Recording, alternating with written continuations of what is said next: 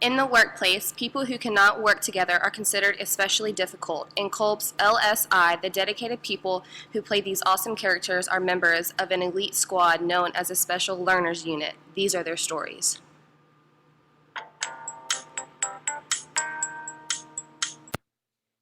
According to David A. Kolb and his experiential learning model, there are 4 types of learning styles. There are divergent learners like Lorelei, who are people-oriented observers, and there are convergent learners like Sterling, whose greatest strength is decision-making.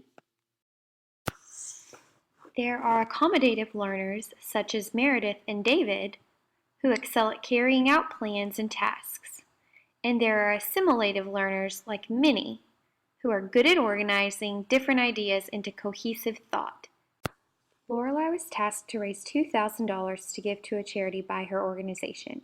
As a divergent learner, she struggled to set goals or make a decision about what kind of fundraiser would be best. She had seen a lot of fun ways to fundraise in the past, so she had some ideas, but she needed someone to brainstorm with and bounce ideas off of. Lorelei always works best when there are others involved. Fortunately, her coworker Minnie wanted to help. As an assimilative learner, Minnie is good at creating theoretical models and focuses more on ideas and abstract concepts. The two got together and discussed the concepts. The two worked well together because while Lorelei tends to be imaginative and people-focused, Minnie is patient and likes to plan. Minnie helped Lorelei come up with lots of wonderful ideas, but they couldn't seem to decide on just one. What could they do? Flipping a coin seemed awfully illogical to Minnie, and Lorelei wanted to keep her friend happy.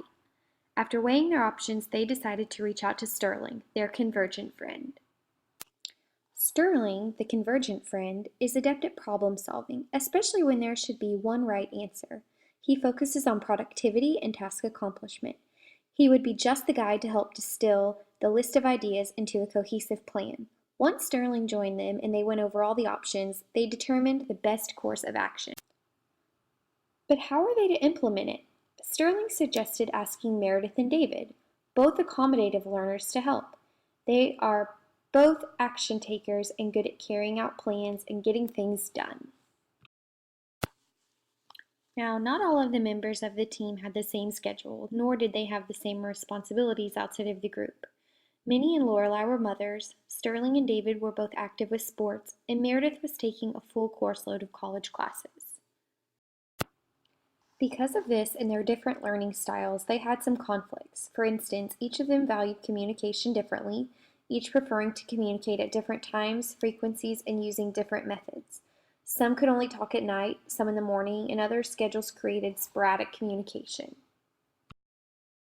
The group addressed this by using email and text to communicate electronically. That way everyone could have input and keep other team members abreast of the progress for their task for the fundraiser. The team instituted a 24-hour rule for responding to keep a standard cycle of communication. The group also met several times in person as their schedules permitted. Associated with their learning style differences were personality differences, which manifested themselves in different ways. At times, Lorelei felt that others on the team were not engaged in the processes, because as a divergent, she valued the team aspect more. In reality, they just needed less of the personal interaction than she did. Sterling liked to delve into each idea, exploring them fully before moving forward. At the same time, the accommodative learners felt there was too much talk and not enough action. They were itching to put the ideas into action.